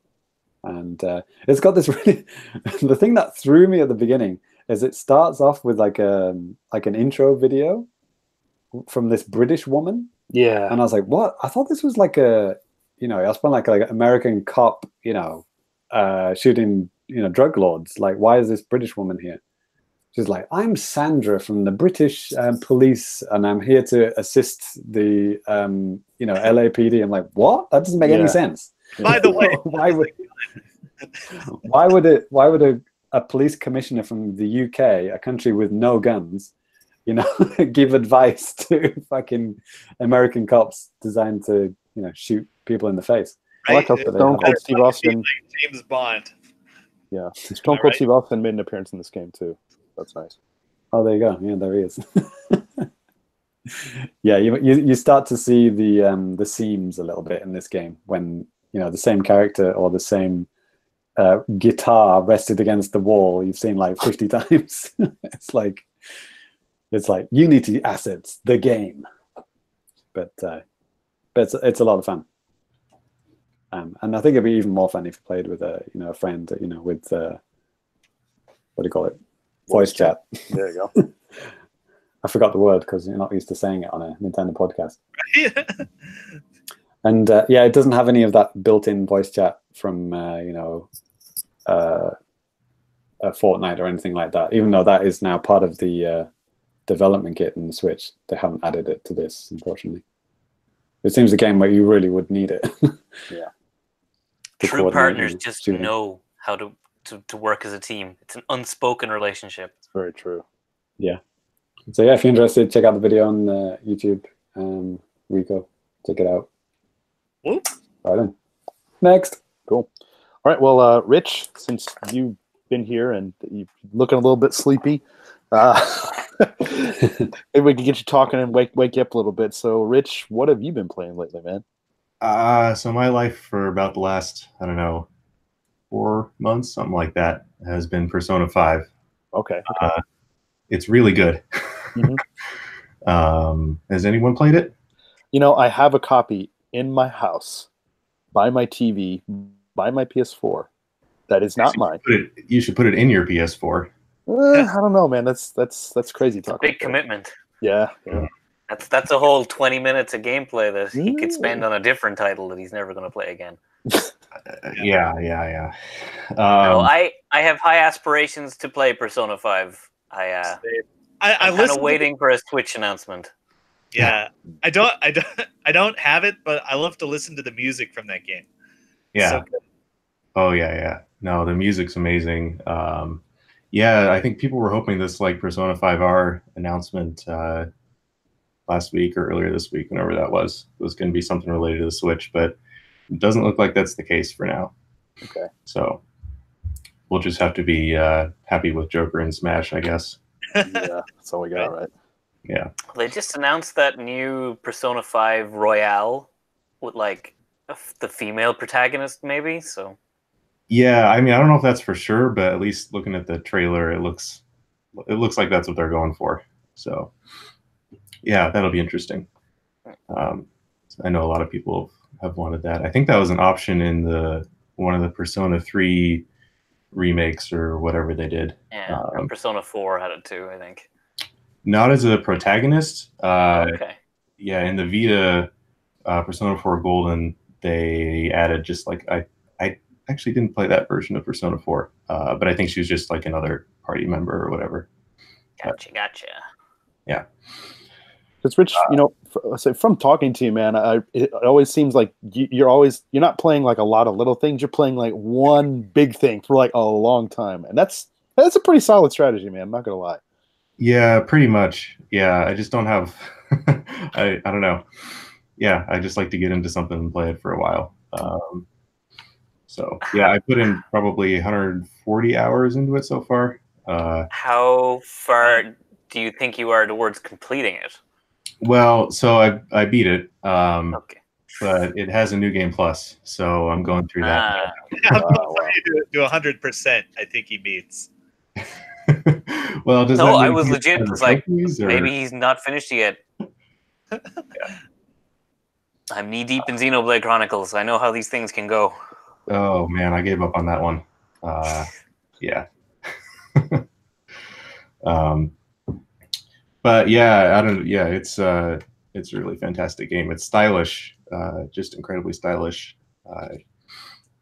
just really slick, and it's a ton of fun. They have a free Japanese audio option. Oh, okay, that's nice. Yeah, it's good if you want to learn Japanese in the slowest way possible. Yeah, and the best thing about that is that there's a few scenes. I'll avoid spoilers, but there's a few scenes that involve native English speakers. Ooh, yeah, yeah, and they did not use native English speakers for that audio. Cool. Let me tell you. I think they did a similar thing in Shenmue, actually, too. Wow. Tom, the hot dog. What are you talking about? That was very authentic English in those games. Tom! Yeah. Oh, my God. Yeah. Anyways. But, no, anyways, it's, yeah. Did any of you play 4 or 3 or any of them? I haven't played any. I played the fighting game. Oh, okay. Yeah, I played Blaze Blue Cross Tag and the fighting game. Those are about as close as I got to Persona. Arena, what up? Well, have you played a Pokemon game? Yep. Okay. Let me check. Imagine a Pokemon game, but you can date the Pokemon. Right, but they're also demons. Okay. That sounds evil. I can't do that. Stay off my DeviantArt account. I mean, yeah, well, yeah. Pretty much. Yeah. Yeah, like I honestly don't know why I haven't played the Persona games. Like, I like RPGs. I just haven't gotten to that particular series for some reason. I think it's like when someone tells you a game is so good or a movie is so good so many times, it makes you lose interest in actually wanting to play that thing. Oh, yeah. But you should actually play it.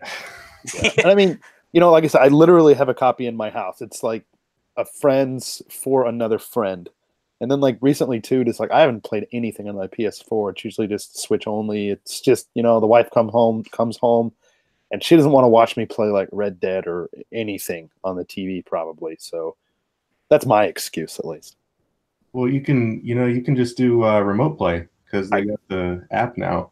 Well, I even have a Vita. I mean, I can never get the remote play to work very well, actually. I don't know. Excuses, right?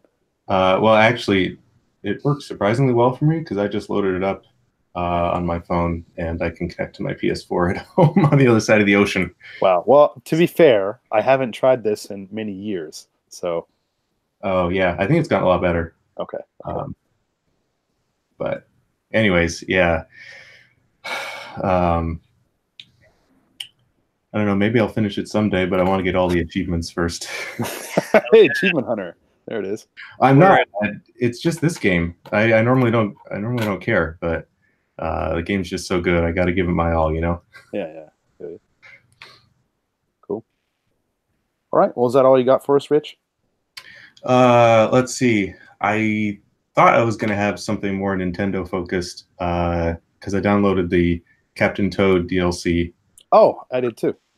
Yeah, before my flight, and then proceeded to not play it. Oh, okay.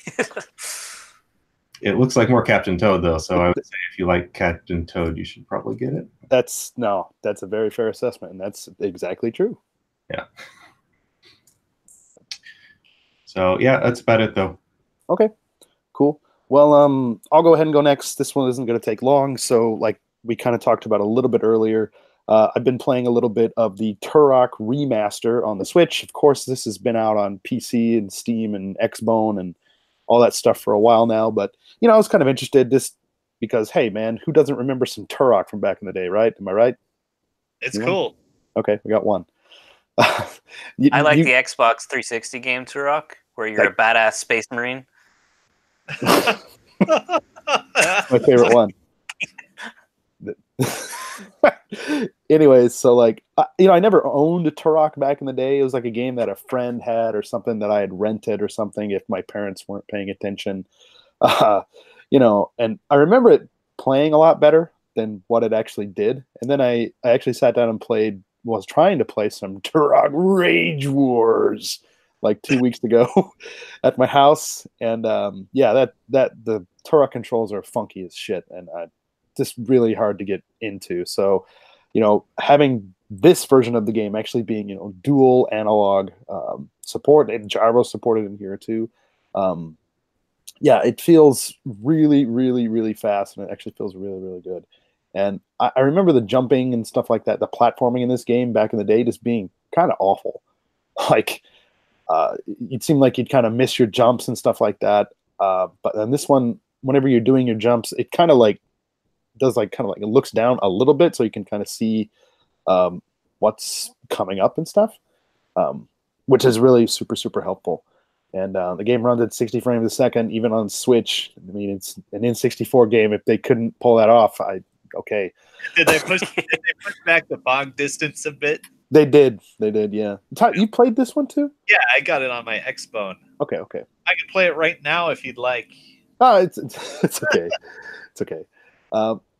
So one thing that I did notice, another thing that you just kind of don't even think about maybe back in the day, is just how like games were made, and particularly like maybe something like this, like a shooter. There's a bunch of bullshit that you gotta do to like, progress in this game in the form of finding keys that are kind of randomly hidden. Oh yeah. Throughout the levels. And yeah, that's kind of annoying. I mean, I get it. That's just kind of like a relic of the past. A lot of them are like hidden like crazy secrets, but they're not secrets. They're the main thing you need to get. Yeah. So you gotta look and explore and fuck around a lot. Yeah. So I mean, you can get out of the level, but it'll just be like, hey, you still don't have this key to open up the door to the next level, idiot. Go back and get it.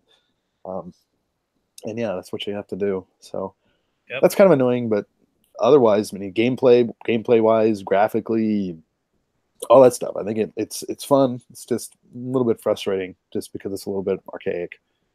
I believe this game came out in the heyday of the big head mode era. Okay. So there's like an in-game cheats menu you can do. Oh yeah. And sometimes it'll just give you cheats if you do certain things. Like I think it will just give you like infinite lives if you like max out your extra life counter. Oh really? Yeah, it just tells you the code so you can input it. Okay. Yeah, I mean, yeah, even for this Switch version 2 time, I mean, there's still like all this customization that I'm sure is available in the game on Xbone and stuff too. I mean, you could change between the PC soundtrack for the game or the N64 one, and the save menu looks a lot like the original Nintendo 64 memory card save menu. Yeah, nostalgic. Yeah. So they did a bang up job with this game. I mean, they stayed true to what it was. I kind of wish they would have did like a thing where you can quick save pretty much anywhere. That would have been pretty nice, but whatever. No, that takes up too much data on your controller memory card. Yeah, can't be done. Can't be done. So, all right. Well, that's pretty much it for me. Cyrus, what have you been playing? I only have a pretty short one. I'll probably piggyback on Ty's a little bit, but yeah, I played some Brawlout this week. Brawlout, you love it. So Famicast favorite Brawlout is the Smash Bros. Before Smash Bros. On Switch, and they got a new character. New free DLC character, which is I can't remember his name, the Imprisoned, the Prisoner, the guy from Dead Cells. Okay. And he's in the game. They sure did add him. And like playing the game, I really wanted to like this game. And I really, really tried, but it's just not fun. I cannot find the enjoyment in this game. Like all the characters, they genuinely just feel like rip-offs of Smash characters. Down to their animations look like they were lifted from Smash. And the loading times, they have been improved as the game has gotten patches, but it's still like a 30-second load time between each match. And each match can last like a minute to 2 minutes. So you spend almost the same amount of time in loading screens between games as you do actually playing them. Ugh. So it gets like 30 seconds doesn't sound like a lot, but when you're sitting there staring at a non-animated loading screen, it's a long time. Yep. So yeah, I wish I could recommend this game to other people, but I just can't. It's not fun. Sad times. But the other fighting game I tried out that Ty has had hopefully more experience with is Power Rangers Battle for the Grid. Boy. That I bought this literally minutes before we started recording today, and already I'm having more fun with it than I am with Brawler. So fun, so fast.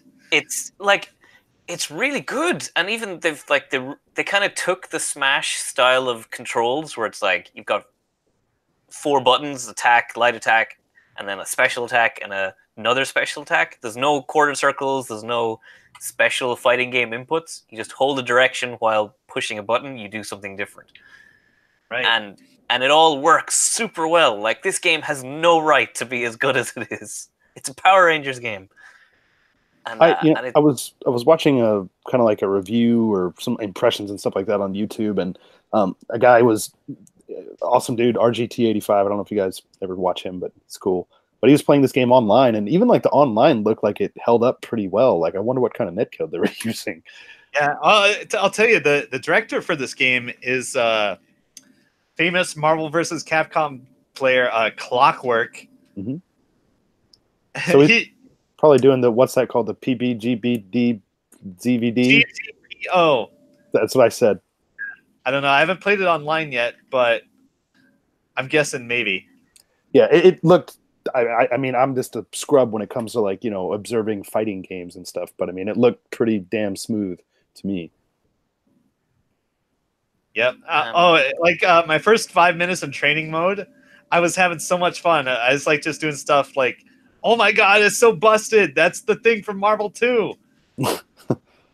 Yeah, it's like, I just can't get over this game, and it came out of nowhere. Like, it had one garbage trailer that I assumed was just like, okay, put this in the trash. It's back in the 2000s. Everyone's just making dirt crap fighting games and pouring them out. And then the next trailer came out, and it's like, holy shit, this looks like Marvel vs. Capcom. And now I'm playing it, and it's like Marvel vs. Capcom. Cyrus, the first thing I did in this game is I went to training mode. I hit assist 1. This comes out, and let me do it. And I'm like, oh my god, it's Psylocke assist. It's like, it looks innocuous, but it's like invincible launcher. I'm like, oh fuck, it's Marvel, baby. Yeah, like this is definitely a cheap caching game that Clockwork or whoever the other combat designers, they managed to sneak in a real game in here somehow. Yeah. There were other Marvel guys in the credits. Like, I literally recognized names. Like, oh, it's that guy. Yeah. So it's somehow the whatever is it, Saban or Fox or whatever, they just gave these Marvel guys free reign to make whatever. Here's the characters, make a fighting game. And they're like, hell yeah, Marvel baby. I'm a little game so far is really good, but the two things that I've noticed that I'm not too gone on is it's got a tiny character roster. Like it's got like 9 characters, and this is a game where you pick 3 characters and you can swap in and out between them. Yeah. So technically, like theoretically, if you were fighting against one of your friends, you would use 2/3 of the cast in your first game. And so there's 3 DLC characters planned. It's a €20 game. I'm not going to complain too hard on that front. Yeah. And there's not very many stages either. It's like 4 or 5 stages, something like that? 4 stages and a training stage, which is just like an empty grid. Yeah. And I mean, that's like the base setup, because you can get like a DLC version with like more stuff. Yeah, it has more costumes for characters, and then there's like 3 DLC characters that are planned for June or something. Oh, so they're not even okay. So yeah, they haven't said who they're going to be, but I don't know. I'm totally fine if this is like maybe whoever. What's the company who does all the Power Ranger stuff? I don't know. Saban? Yeah, Saban. Yeah, something like that. If this is like them saying, "Hey, we'll give you a tiny budget, make a game for us, and prove yourselves," and if this is like what they made, I really hope that this leads to like a proper sequel, or they just keep expanding on this because it's super fun. Yeah, it is fun. It's good. It's fun to play like immediately, and you know, I feel like it has a lot of appeal if you're like a training mode monster. If you love like Skullgirls and Marvel vs. Capcom, like check this out. Yeah, look at this. This game is now for like. Look at this fucking character. She's like fucking Axel from Guilty Gear. I thought you said like Axl Rose. I was like, well, and what is really impressive is that you're playing as Power Rangers who all kind of look the same. That's the whole point of the show, is everyone looks vaguely similar, but they all play very different. Yeah, all these guys are way different. Like, okay, you got Kat here. She plays kind of like Wolverine or Slayer from Guilty Gear. She fucking has Pile Bunker, and if you've ever played Guilty Gear, that probably means something to you. Yep. Or if you're like me, you don't know. It means nothing. I played a Wolverine once. So I went into this Famicast with like nothing to talk about except Brawl Out and yet more Xenoblade Chronicles. But I'm so happy I decided to just buy this seconds before we went on stage, because it's good. I'm excited for the rest of my day. Nice. Yeah. But yeah, that's me. So good times. All right. Well, Ty, how about you go ahead and bring us home? So, I mean, obviously, as we just discussed, you've been playing some Power Rangers. What else have you been? Okay, well, characters. Yep. Or is that 9? That is 9. There we go. Yeah. Yeah. Well, so I just got this like last night, like right after it came out. I enjoyed it a lot. What else? Also, I had some other games thrust upon me like all at once, like State of Decay 2 update came out. I'm not gonna go into that because it's on Xbox. Yeah. It's zombies and cars, and then your car is like flying up into the moon because something's fucked up with the physics or something, right? Yeah. So I mean, Cyrus already said most of the stuff I was going to say about this game. It's really fucking good. Let's see what else. I started playing Necrodancer again, partly from hype for the Cats of Hyrule coming out. Yeah. But also the DLC finally came out on the Xbox version after a long ass time. So I was working on that, getting some achievements from that. And pondering the idea of building a custom controller specifically for that game. Yeah, so that's what I've been playing. I was also dabbling a little in Skyrim.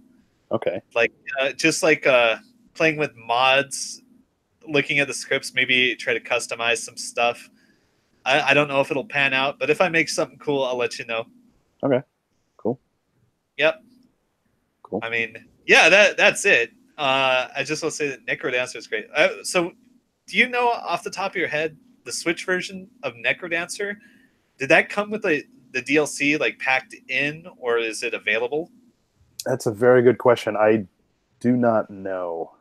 Yeah, I don't have my Switch with me right now either, so I mean, I guess I could Google search it, but yeah, off the top of my head, I'm not sure. My lightning quick Twitter search said that it includes the DLC. There it is. Okay, so it's an all-in-one package there. That's kind of nice. Yeah, it is a little strange that the Xbox One version got it like so late. Yeah. Like, I think the core game came out like around the time the DLC was coming out for PC. I don't know. It was kind of but it's out now. I'm happy about it. Cool. I don't know. I could talk more about Power Rangers if you like. You guys want to see any of these fucking cool characters? I know there's the lion guy or whatever. To be honest, I never really watched Power Rangers growing up as a kid. Rich, or were you a Power Ranger? I watched it a lot. I mean, it was kind of like the guilty pleasure sort of thing. But honestly, I don't really remember much because I was pretty young. Yeah. Okay. I was a little bit more interested in VR Troopers. I don't know why. It's the same damn thing. Right. Yeah, I didn't watch Power Rangers much, really. I think when it came out, like, I felt like I was a little too old for it. Okay. Yeah, you're a little bit older than me, right? Yeah.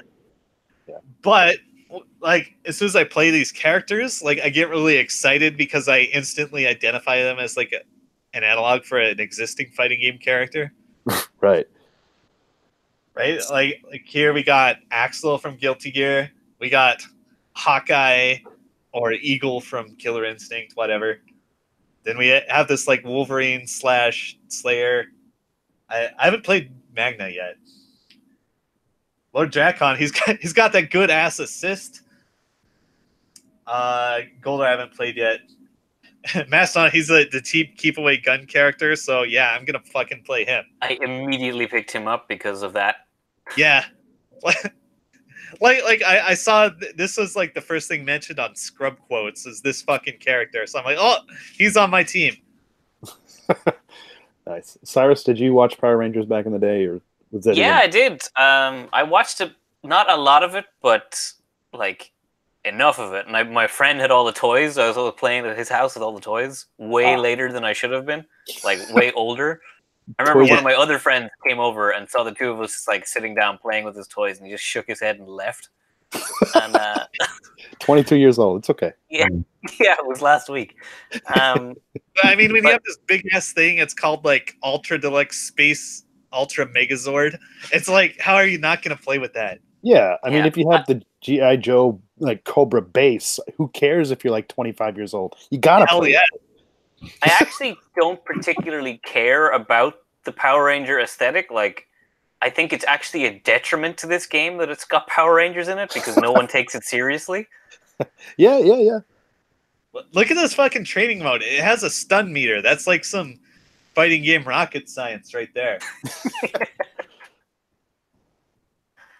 Yeah, wow.